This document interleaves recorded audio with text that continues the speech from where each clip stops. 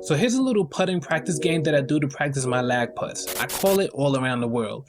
Basically, you set up 9 to 18 balls around one hole and you try and get all the balls in the hole in as few strokes as possible, counting every stroke along the way until the final ball is holed. Now in the upper right hand corner of the video, you see it says par 36. I set the par to 36 because I expect it'll take me 2 shots to hold each of the 18 balls.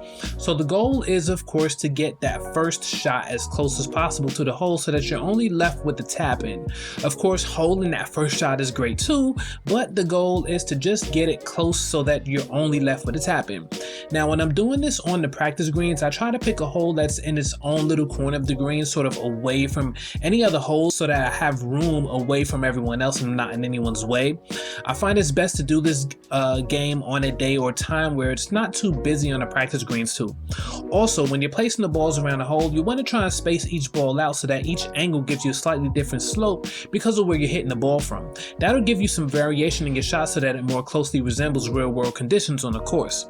And you can do this from any distance you like, so if you feel like you need to work on 15 footers, do that, or 25 footers, do that, or if you feel like you're bad on slopes, then pick a very sloped part of the green to shoot from. If you feel like you need to work on your pace uphill or downhill, then choose a hole that gives you that sort of putt. I noticed an improvement in my lag putts in about 2 days from doing this putting game. When I started out, I was shooting 8 to 10 over par because I was 3-putting way too much, which meant my lag putts were not as close to the hole as they should have been. Seeing that 8 or 10 over par is just different than not keeping track of your putts at all. So I quickly got myself to scoring no more than 4 over par, and sometimes I'd even shoot 1 under. Pretty fun to do and can definitely help improve those lag putts. As you can see here, I finished even par in this one.